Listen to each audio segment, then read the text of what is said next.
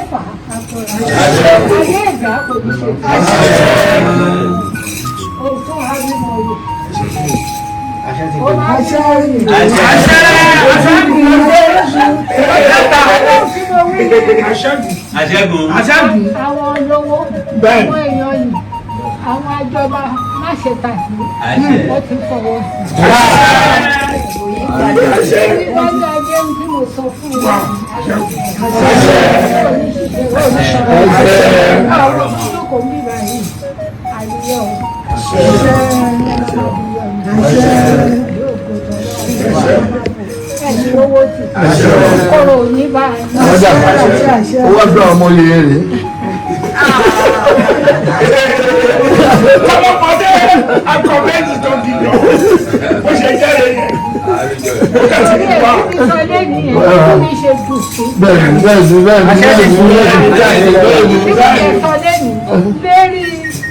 Oyè tó bí èmi sí torí bàbá mi ló jẹ ọba ìlúpéjú Èkìtì bàbá tó bí mi Akérèdọ́lù òun ló bí èmi tí ilẹ̀ ti sàn kó tó di pé ó jẹ́ pé Ọlọ́run ó máa san ẹ̀ o. Àṣẹ àṣẹ àṣẹ.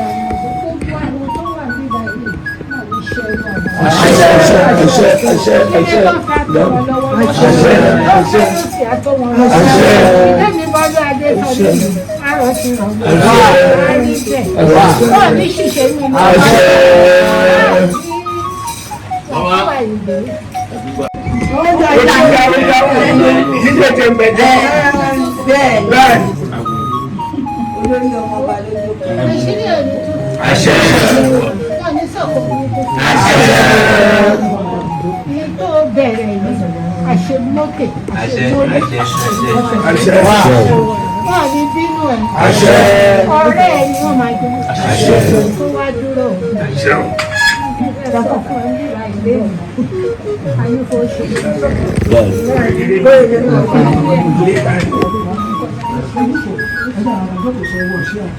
àwọn ọ̀rẹ́ ẹ̀dín kò dáadáa dídé kan. wọ́n náà nígbà máa tó ṣe lẹ́nu tínú mi dùn tí ó ìbá ẹ̀mí mi lókè yẹn mo dúpẹ́.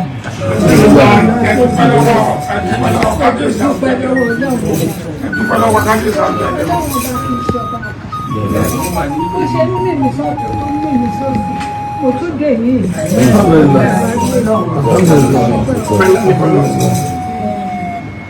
kò ní jáṣe mọ́ kò ní jáṣe mọ́ ire ọdún yìí o ire ọdún mi o kò máa ní ìjà ṣe mọ́ ire ọdún yìí o ire ọdún yìí o kò máa ní ìjà ṣe mọ́. Wàásù Àyìndé ní gbọ́dá hàn ọmọ mi kò ní ṣe ìfọwọ́bọ̀ kò ní ṣiṣẹ́. Kò ní ṣiṣẹ́. Kò ní ṣẹ́ni. Gbogbo ilé ìbádá náà ní kò bẹ̀rẹ̀. Ṣé kí àwa lóko ìwé yìí ká ṣe nǹkan ìwé?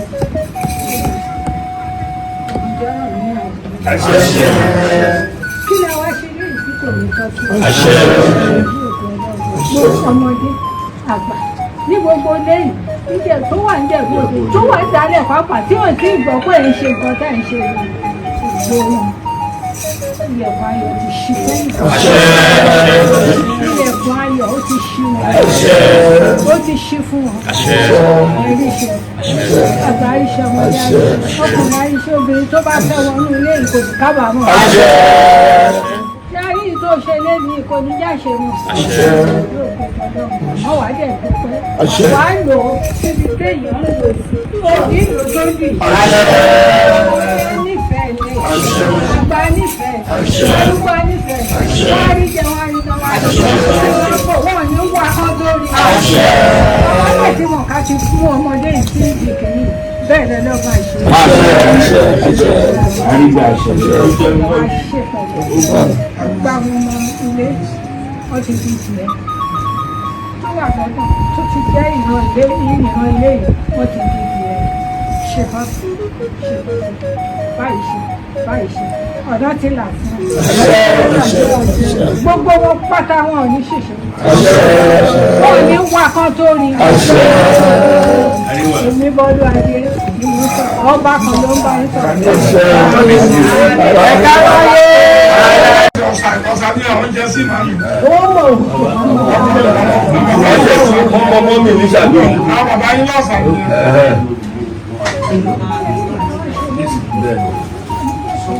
Ṣé ọ̀pọ̀ náà mo yẹ wà rí mi?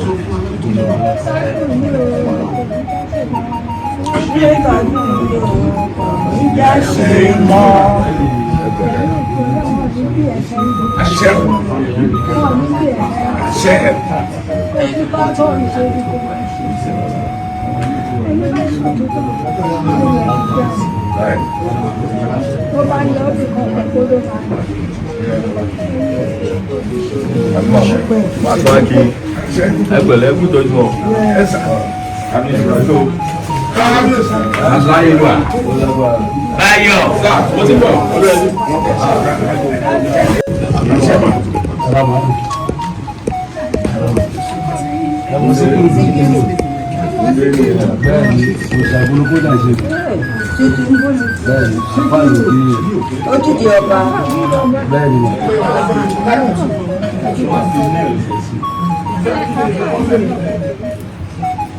The name is not called. The name is called. You get somebody, the name somebody like you go tell you sharp about let the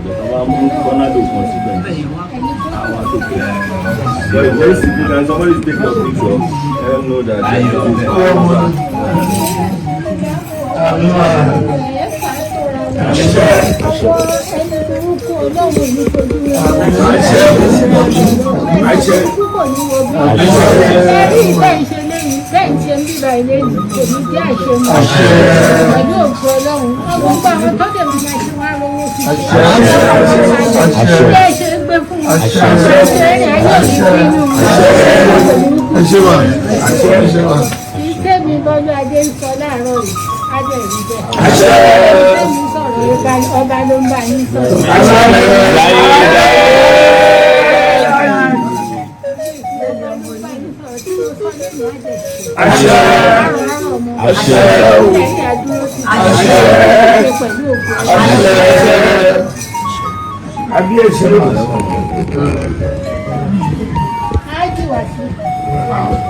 Africa Media Live TV. Kindly subscribe to our YouTube channel to get updated on the trending gist, latest news all over the world. Like our page, subscribe, and share with friends. Thank you.